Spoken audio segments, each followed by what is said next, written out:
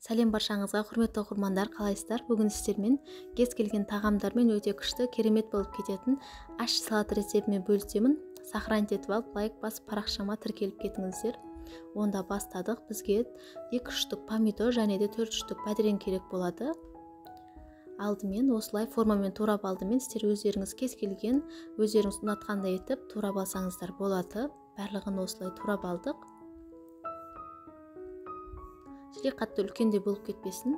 Енді помидорымызды осылай кесіп, ортасындағы жұмсақ сулы жерін алып тастаймыз. Бізге сулы жердің қажеті жоқ. Және де алып тастағаннан кейін осылай қиғаштатып, солонка етіп турап аламыз помидорымызды.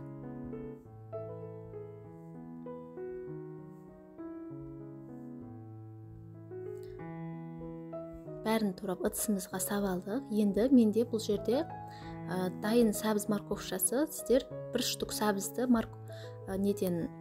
теркадан шығар жеріп салсаңыздар болады. Өзінің соус араластырған кезде дәмі күшті болып шығады. Және де 2-3 түс чесногымызды осылай майдалап саламыз, немесе турап салсаңыздар болады. Чеснок міндетті түрде өте күшті болып шығады. Чеснокпен салаттың тамақтардың барлығына чеснок керемет кетеді. Енді зеленімізді саламыз. Осындай кинза мен укроп салып жатырмын.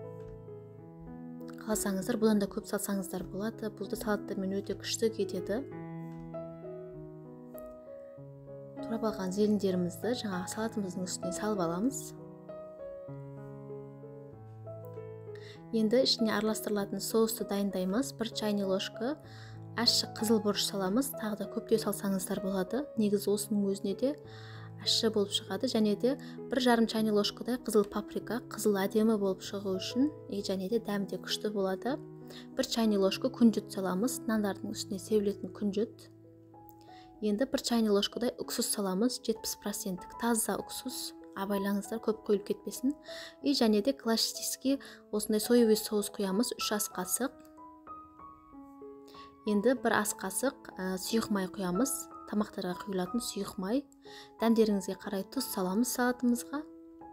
Жаңағы дайындап алған соусымызды жақсылап араластырып алып, содан кейін барып салатымызға құямыз. Біздің осымен почти салатымыз дайын. Енді осы соуспен жақсылап біркелкі етіп араластырып аласыздар. Бетін жауып 2 сағаттарға, 1,5 сағат 2 сағатқа холодильникке сап қоясыздар. Өзі дәмі, тұздары бәрі сіңіп әдемі болып тұрады. Міне біздің 2 сағаттан кейін салатымыз дайын болды. Дәмі деген енді күшті, керемет болып шығады. Палаулармен, макарон, любой кез келген тамақтармен күшті кететін салат рецепті.